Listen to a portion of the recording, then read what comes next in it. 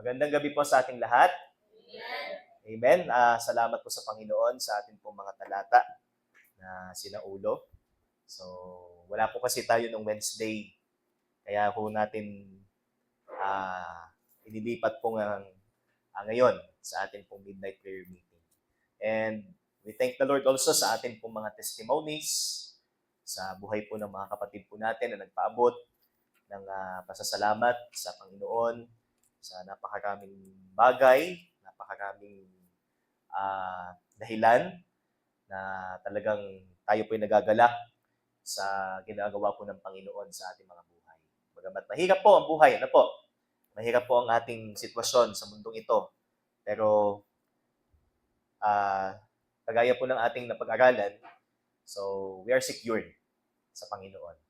So whether by life or by death, so whatever it takes, sabi nga, so tayo po ay secured sa Panginoon. Okay, so purihin po ang Panginoon at dadako po tayo sa exhortation muli, mga kapatid, at samahan po ninyo ako dun sa aking memory verse kanina, Exodus chapter 3, but ang aking pong babasahin ay from verse 1 to verse 6. Exodus chapter 3, verses 1 to 6.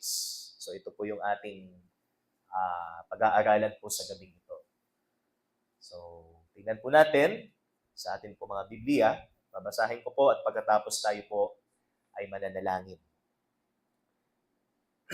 Exodus chapter 3, verse 1. Now Moses was keeping the flock of his father-in-law, Jethro, the priest of Midian, and he led his flock to the west side of the wilderness and came to Horeb, the mountain of God. And the angel of the Lord appeared to him in a flame of fire out of the midst of a bush. He looked, and behold, the bush was burning, yet it was not consumed. And Moses said, I will turn aside to see this great sight, why the bush is not burned. When the Lord saw that he turned aside to see, God called to him out of the bush, Moses, Moses. And he said, Here I am. Then he said, Do not come near. Take your sandals off your feet, for the place on which you are standing is holy ground. Verse 6. And he said, I am the God of your father, the God of Abraham, the God of Isaac, and the God of Jacob. And Moses hid his face, for he was afraid to look at God. Purihin po ang Panginoon, tayo po'y manalangin.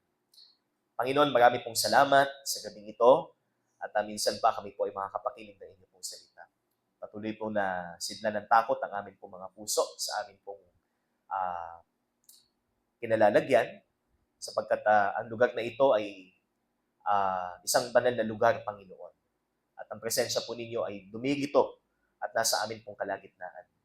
Kaya patuloy po ninyo kaming paalalahanan sa nararapat na pagpasok po namin sa inyo pong banal na presensya at kung ano po dapat ang aming gagawin habang kami po ay nasa oras ng aming pananalangin at ng iba pang mahahalagang gawa o gawain sa aming buhay pananampalataya.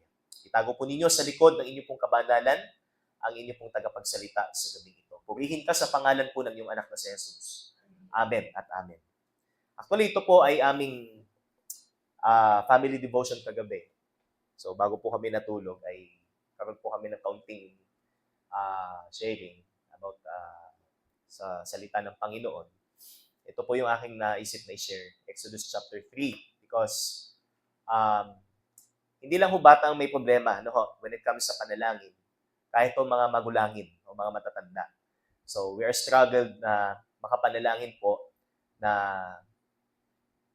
alam natin na talagang ito ay katanggap-tanggap sa Panginoon.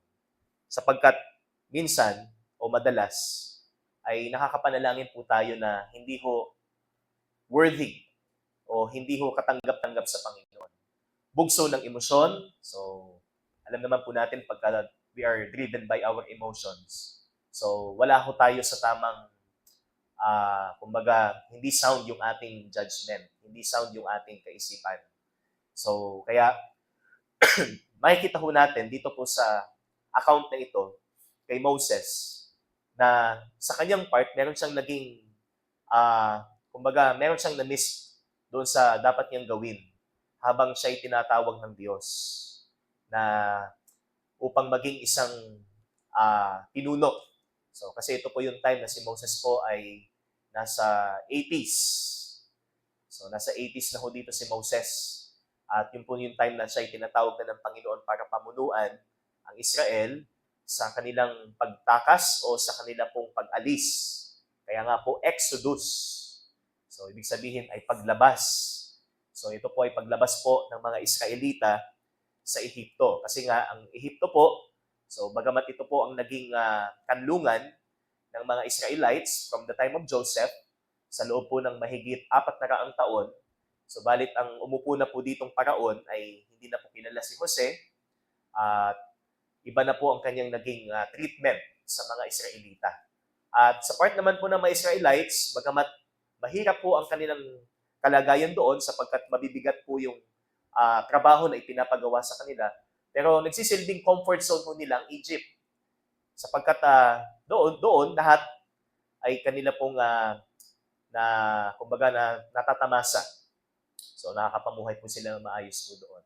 Pero morally and spiritually, sila ho ay malayo sa Panginoon. Sapagkat sila nga po ay hindi sumasamba sa tunay na Panginoon o sa tunay na Diyos. Kaya ito po ang naging dahilan para tawagin po ng Panginoon si Moses. So siya po ang maging kinatawan at pinuno ng bansang Israel para makipag-usap kay Paraon para sila po ay paalisin sa Ehipto.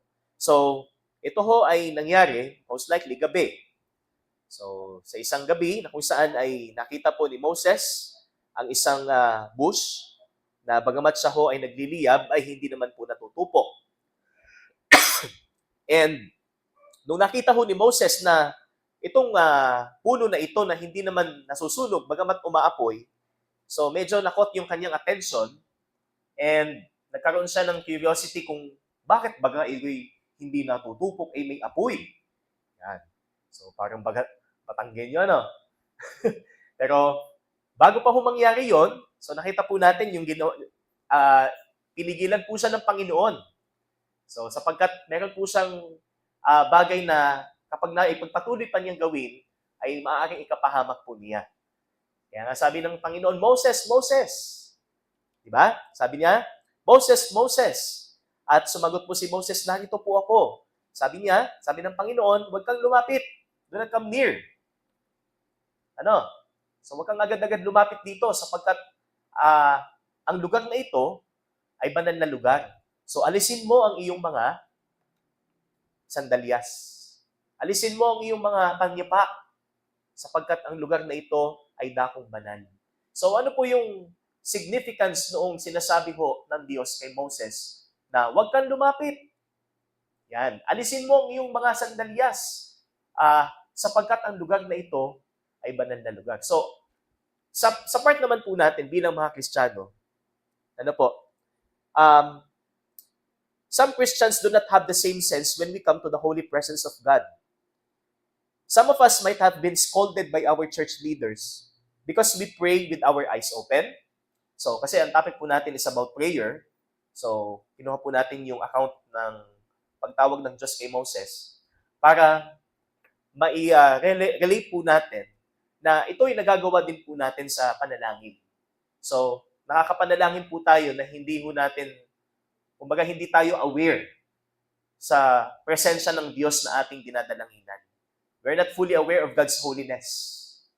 And sometimes, yung posture po natin, even sa prayer, ay hindi rin tama, hindi rin naaayon sa kalooban po ng Panginoon. So, for example, katulad po ng iba, nananalangin na nakamulat. So, syempre, nangyari na po yan dito for how many times? Ano po, Pastor, si mulat. O, bakit nakita mo? Ibig sabihin, mulat ka din. Hindi ba? So, ibig sabihin, lesson learned. Ano po? So, yun yung talagang tinuturo sa atin ng Panginoon. So, ang pagpikit ay pagpapakita ng ating respeto sa Diyos. Ang pagyuko natin ay pagpapakita ng ating respeto sa Diyos. Ang pag-upo na nasa tamang postura ay pagpapakita ng ating respeto sa Diyos. Diba? Kaya, makikita ho natin yung samot-saring bagay na na dapat po nating i-consider sa ating pananalangin. Na ito ay talagang nagpapakita ng ating reverence o ng ating awareness sa presensya ho ng Panginoon. And what we call the holy presence of God. So baka may nakakapanalangin pa rin po dito na nakadikwatro, for example. Di ba? Kasi tinuro po sa akin yan dati. Bata pa ako na, huwag kayong magpipray na nakadikwatro, ha? Yan. Kasi yan ay, kumbaga, parang relaxed posture po natin yan.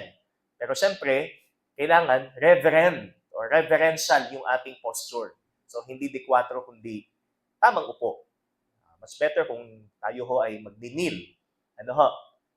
Sa ating panalangin. Okay?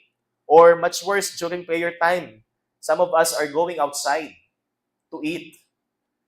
So, kumbaga, nagiging excuse nila yung oras ng panalangin para lumabas at kumain or to do some trivial things. So, yung mga hindi naman mahalagang bagay ang kanilang mas gusto nilang gawin sa halip na manalangin. Hindi po ba ang panalangin ay hininga ng ating church? Hindi po ba? So, paano kung sisinghap-singhap po ang isang iglesia dahil kulang po sa panalangin at hindi po tayo tapat sa pananalangin? Kaya yung prayer meeting po natin, midnight prayer meeting, cottage prayer meeting, at ano pang mga prayer meetings, yan ho ay dapat po nating pahalagahan. Hindi ho natin po pwedeng sabihin na, ay, kakaunti lang naman ang na-attendigan. Saka na lang ako, sa Sunday na lang. Kasi nagpapanalangin din naman kami pag Sunday. Which is not right. Hindi po tama. Sapagkat we gather as one. Sa pangalan po ng Panginoon. At yan po ay ginagawa din po natin sa ating panalanginan o sa ating prayer time. Kaya ang objective po natin dito po sa ating exhortation, so we have two objectives. Number one, to stand in awe of God's presence, especially when we pray. And number two, to pray with the right mindset about God and His nature. So magkaroon tayo ng tamang pag-iisip o mindset patungkol sa Diyos at sa Kanyang kalikasan kapag tayo po ay nananalangin at tumindig tayo ng may takot sa Panginoon sa oras ng ating pananalangin at sa kabuuan ng ating gawain. So we have three important things or points dito po sa ating passage. First, dun po sa sinabi po ng Panginoon kay Moses. Ano po sabi niya? In verse 5, then He said, do not come near. Huwag kang lalapit. Okay? Huwag kang lalapit. So, hindi naman yung sinabi na, ang lumapit ay pangit. Hindi ganun. So, do not come near. Huwag kang lumapit. Because the place where He is, sabi nga, standing, is a holy ground. And not simply the place itself is holy, but the presence of God, na kung saan nagdudwell, dun sa lugar. Kaya sa holy ground. That's why we have number one, the hazards for an irreverent prayer. So ano ba yung panganib na maaaring mangyari sa panalangin ho o kapag tayo po ay nananalangin na walang respeto sa Diyos? So, because our topic here is about prayer, although the account speaks of the holy presence of God and kung ano po ang dapat gawin ni Moses habang nandoon ang presensya ng Panginoon. So ngayon, sa atin, sa prayer, ano dapat ang gagawin po natin at ano yung mga dapat nating iwasan sa ating panalangin? Kaya, meron pong hatid na panganib ang panalangin walang respeto o hindi nagpapakita ng respeto sa Diyos. So these are the hazards for an irreverent prayer. First, praying without reverence to God will kill us. Kill. So hindi naman po literally, although in some cases, may nangyayari pong talagang namatay as kumbaga ito yung ultimate consequence ng kanilang katigasan ng ulo.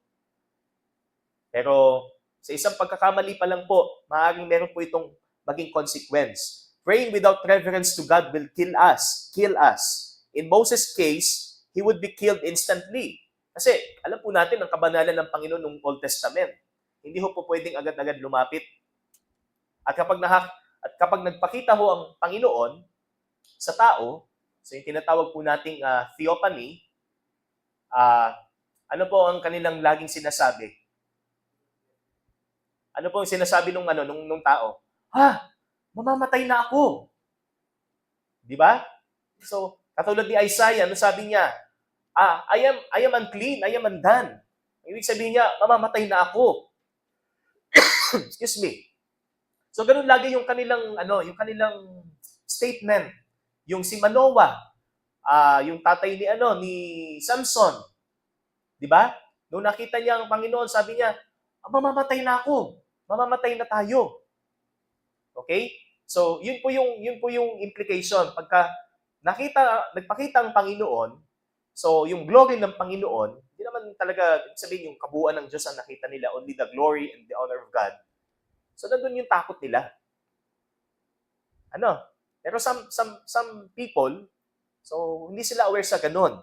Kaya, kung wala hong respeto ang ating panalangin, somehow, ito ho ay ikapapahamak ho natin. So, he would be killed instantly if he came closer, one step closer, doon sa burning bush. Patay agad siya. Maaaring mamatay agad siya. Kaya sa atin naman, in our case, we will be stricken by God's divine discipline. Iba na ho sa atin because we're living in the time of grace. But if we pray, in an irreverent manner sa Panginoon, meron po yung magiging consequence. At ito ho yung maaaring maging consequence. Ano po? So, pwedeng tayo ay magkaroon ng karamdaman, kagaya po doon sa 1 Corinthians 11:30, talks about the Lord's Supper, na kapag ikaw ay nagpartake unworthy, so ano pong mangyayari? Nilalabag mo ang Panginoon. Ano po? At hindi lang ho yan paglabag sa kalooban ng Diyos. Maaaring may magkasakit, sabi dito, kagaya ng sabi po dito sa 11:30, that is why many of you are weak and ill, and some have died. So, ang ilan sa inyo mga nangamatay na. Actually, ang ginamit po dito ay nangatulog na. Pero ang implication nun is, nangamatay na. Dahil sa kanilang katigasan ng ulo na magpartake worthily ng Lord's table or ng Lord's Supper.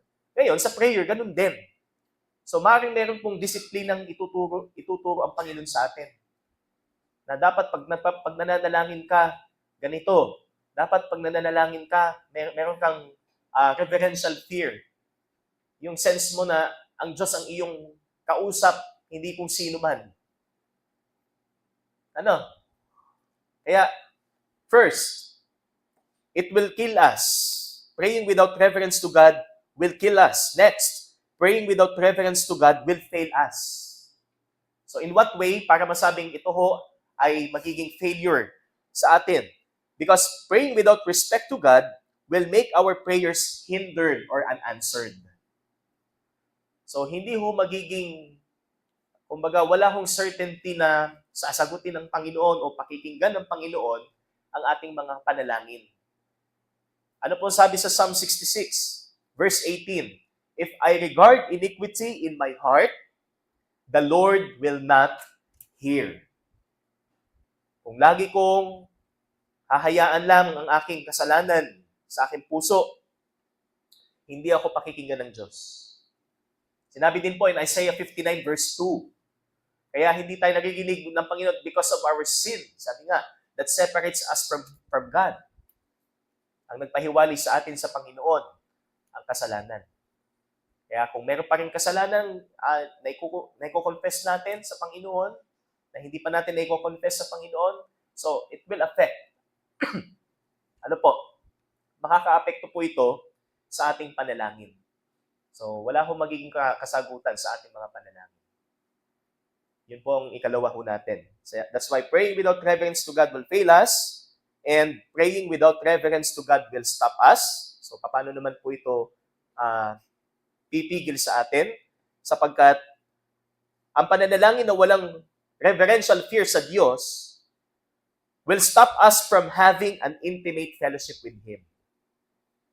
Ito ang pipigil sa ating magkaroon ng magandang kaugnayan sa Diyos o intimate relationship sa Panginoon.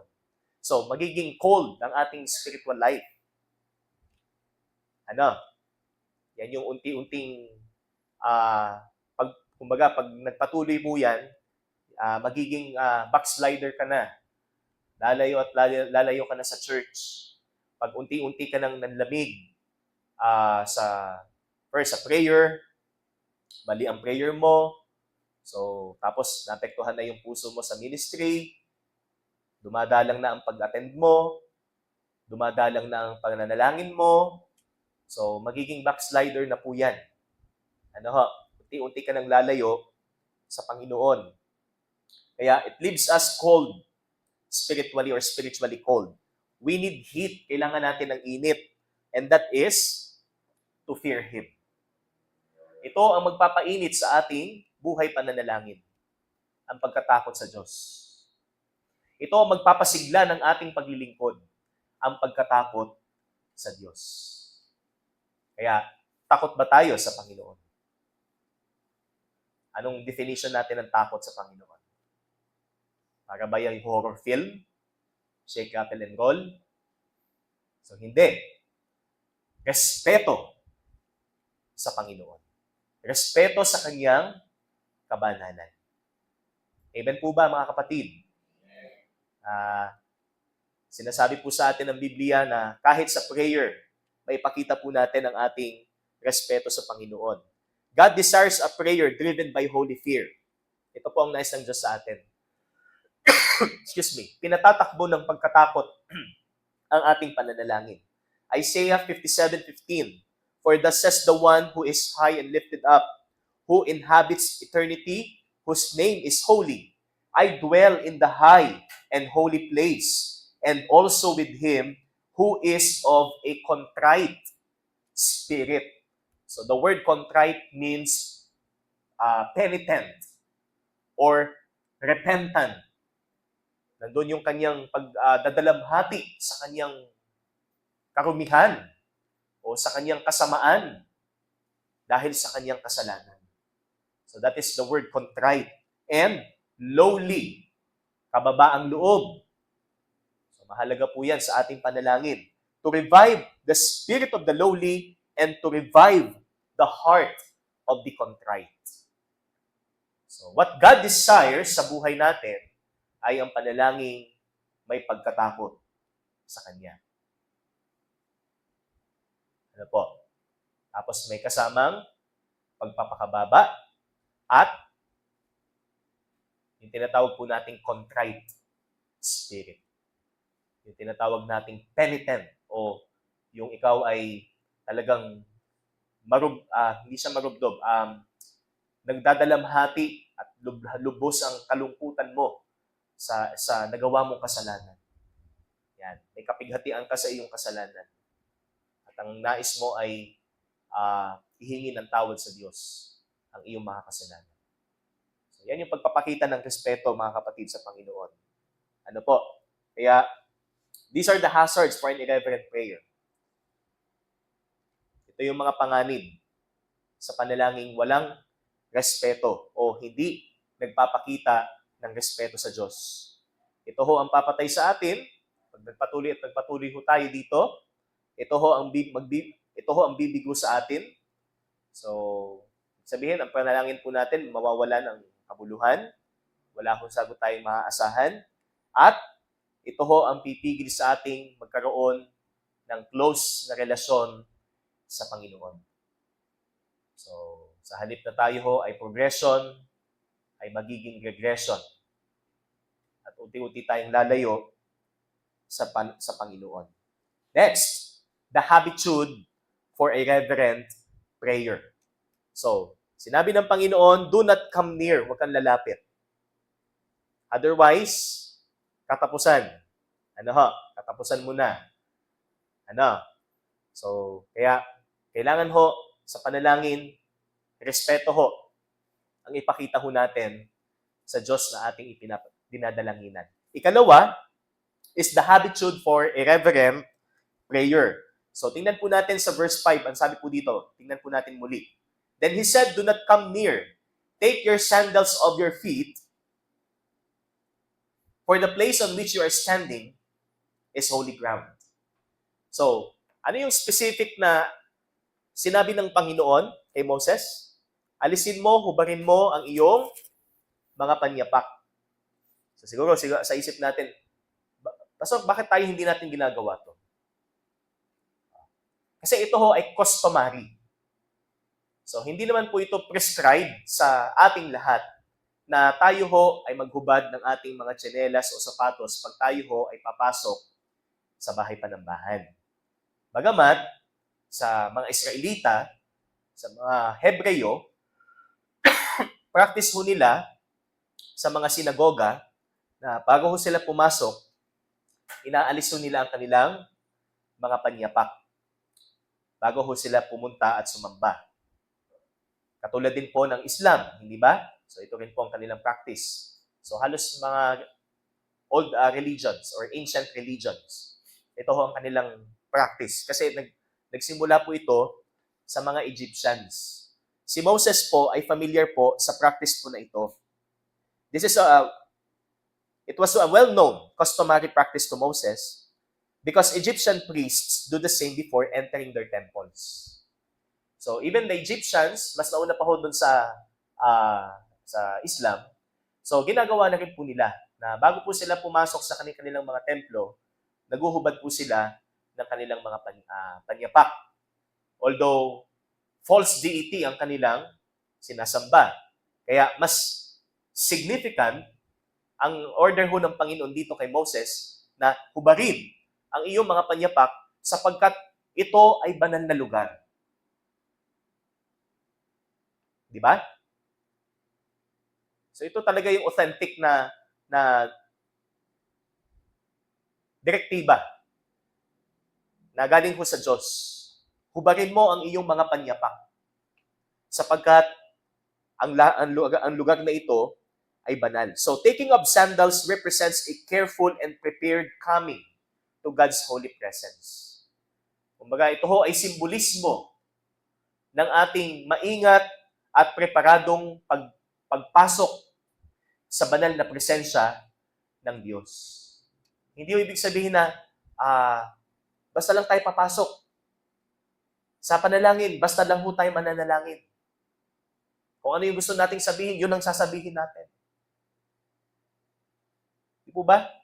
If we do not have the sense of God's holiness, ay ano lalabas sa bibig natin? E di yung pagiging makasalanan ho natin. Kung ano nalalabas sa bibig natin, di ba? Kaya napakamapanganib ho yung wala ho tayong sense kung sino ang Diyos na ating dinadalanginan. Siya'y Diyos na banal. Siya'y Diyos na namumuhi sa kasalanan. Tapos makasalanan ang pananalangin na gagawin mo. Kaya ito yung tinatawag po nating habitude. So the word habitude also means yung ating word na decorum. Yan. Or deportment. Or behavior sa panalangin. Kailangan maingat, handa. Hindi ho tayo agad-agad.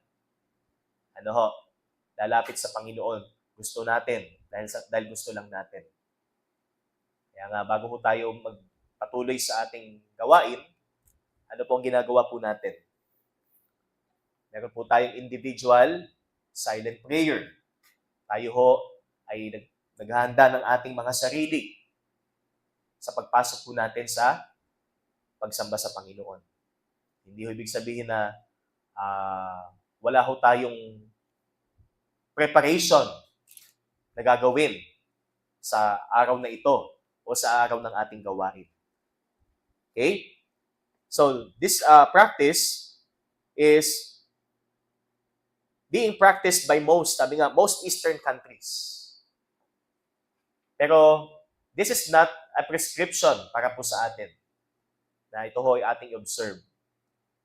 Diba? Hindi naman po ito necessarily gawin po natin, but ito ho, ginagawa po nila bilang pagpapakita ng kanilang fear sa Panginoon and yung, kumbaga, awareness sa kanyang kabanalan. So, alam naman po natin pagka sandals o mga panyapak po natin. So, galing tayo sa labas and may dala ho yung alikabok o ano pa man. And the place na tayo ay magtitipon para sa Panginoon, sabi nga, kailangan mapanatiling akma, malinis at akmang lugar ng pagsamba. Amen po ba mga kapatid? So hindi ho ito basta lang na ginagawa po natin.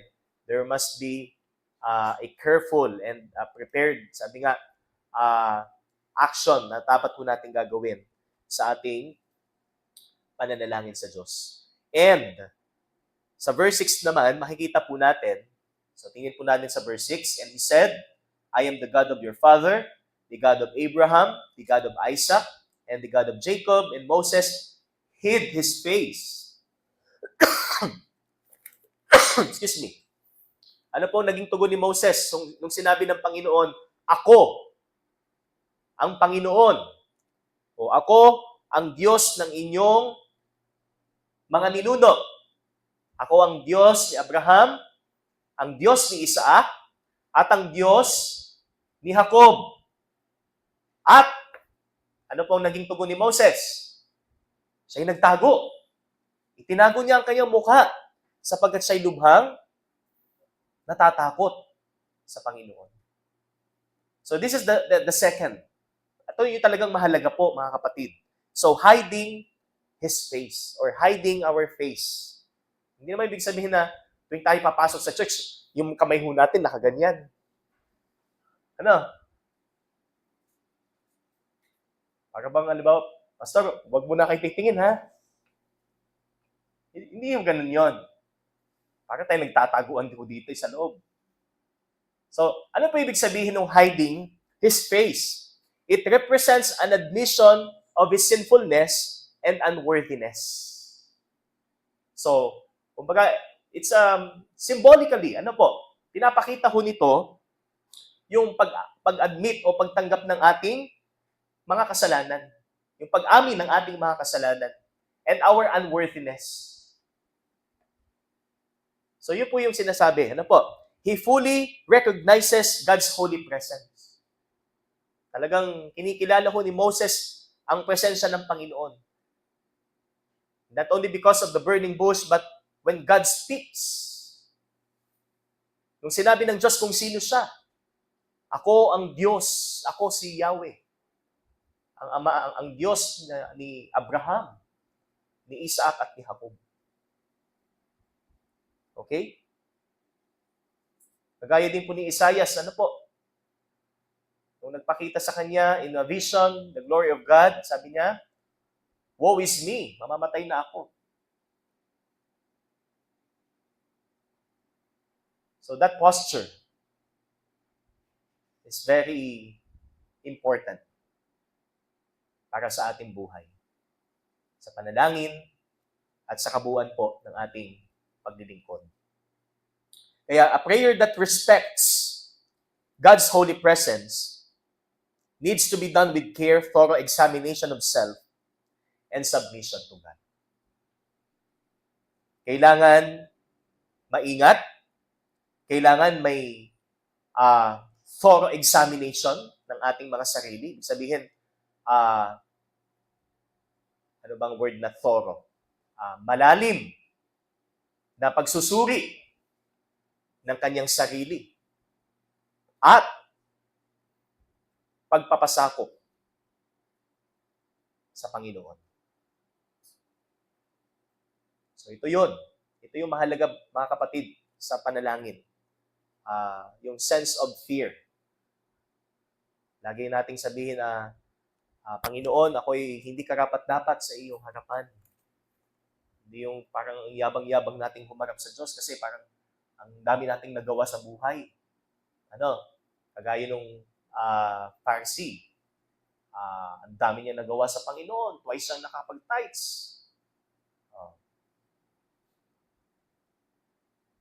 Samantalang, alam naman po natin that yung pag-iika po ay it's an flow. Sabi nga, outflow ng blessing ng Panginoon. Na hindi naman dapat nating ipagmataas na ito'y sa ating sariling pagsusumikap. Dahil ang Diyos din po ang nagsusustain po sa atin ng lakas para magawa po natin ang lahat. Diba? Kaya, ang panalangin nagpapakita ng respeto sa banal na presensya ng Diyos ay kinakailangan gawin ng may pag-iingat, malalimang pagsusuri ng kanyang sarili, at pagpapasakop sa Diyos. Gaya ng ginawa ni Moses dito po sa ating passage. First, ano po na ang ginawa po niya dito? Hinubad niya ang kanyang mga panyapak. Ikalawa, itinago niya ang kanyang mukha.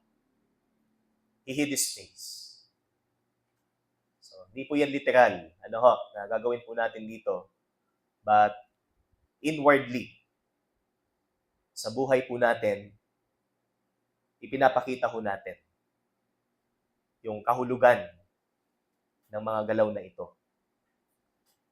And number 3, sa verse 6 po, tingnan po natin. So, binasa na po natin kanina at basahin ko po ulit. And he said, I am the God of your father, the God of Abraham, and the God of Isaac, and the God of Jacob. So, this is the heart, number 3. The heart for a reverent prayer. What is the heart? Excuse me. Ano ba ang, kumbaga, pinakasentro ng pananalangin mo nating may pagkatakot o with reverence? So ito po ang sabi po. Ako, kailangan maliwanag sa atin sino ang ating dinadalanginan. The heart for a reverential prayer is our personal knowledge of a God who is a personal being. In other words, yung ating personal na pagkakilala sa Diyos. Magkakaiba ho tayo ng level, ng pagkakilala sa Panginoon. And nakaka-apekto po ito sa ating prayer.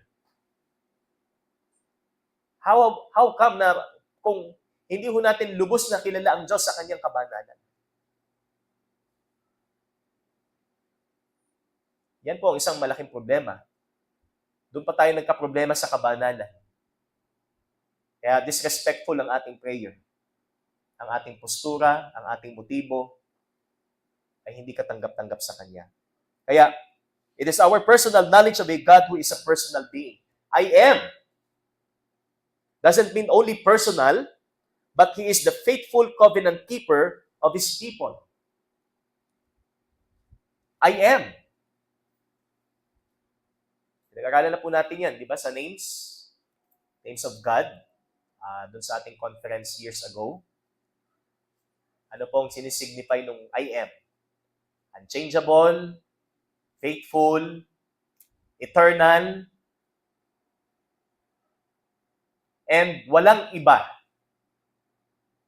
Walang ibang Diyos maliban sa Kanya. Pinag-aralan natin yan. The proper name of God, I am. Kung naalala pa po natin. And your knowledge of God matters. If it is a shallow knowledge, you wouldn't expect a prayer like Daniel's or Elijah's. Kung hindi ho gasinong malalim ang ating pagkakilala sa Diyos, hindi ho tayo magiging katulad ni Elias at ni Daniel kung paano sila nanalangin sa Diyos. That's why if you have the desire to grow in your prayer life, start by getting to know God more through His Word. Simulan mo nang kilalanin pa ang Panginoon sa pamamagitan ng Kanyang salita. At tayo po ay maging responsable sa ating spiritual na buhay. Otherwise, masalimuot ang magiging buhay po natin o ang magiging journey po natin bilang isang Kristiyano. Mga kapatid, hindi po natin seseryosohin ang ating buhay pananalangin. Kung i-evaluate natin sa mga oras na ito ang ating buhay, ang ating prayer life, na, disrespectful pala yung aking ginagawa sa panalangin. Kasi ang motibo ko ay mali. Ang emosyon ko ay mali. Yan. It's about time na lumapit po tayo sa Panginoon. Humingi tayo ng tawad. Panginoon, patawarin mo ako sapagkat ako ay naging disrespectful sa iyo, sa aking paglapit sa iyo. Kaya lagi nating siyasatin ang ating mga sarili habang alam nating ang presensya ho ng Panginoon ay nandito. Amen? Mga kapatid, lagi ho nating isaisip yan. Hindi lang ho tayo nananalangin corporally. How many times a week? Sa araw-araw ho tayong nananalangin sa Diyos. And how many times sa isang araw ho tayong nananalangin sa Diyos. At ito kailangan ho nating ilapat. Tayo ho'y maging reverent. Sabi nga, reverential sa panalangin. Kaya, we are on a holy ground right now. So this is our conclusion. We are on a holy ground right now. Therefore, pray with a prayer that fears the Lord. Manalangin tayong may pagkatakot sa Panginoon. Banal na pagkatakot. Tayo pa'y manalangin. O Diyos, salamat sa iyo pong salita. Salamat po sa iyo pong pagtuturo patungkol po sa panalangin. Patawarin mo po kami sa aming pong mga pagkakamali, sa mga pagkakataong nakapanalangin kami, na mali ang aming motibo, na makasalanan ang aming pong pamamaraan o hindi naaayon sa itinuturo ng inyong pong salita ang aming pong panalangin. At patuloy niyo po kaming turuan, Panginoon, sa wastong pananalangin. Unang-una, na kami po ay maging reverential sa pananalangin, Panginoon. Patuloy na sidlan ng takot ang aming mga puso sapagkat ikaw ay banal na Diyos. Purihin ka sa pangalan ng iyong anak na si Jesus. Amen at amen. Purihin po ang ating Panginoon.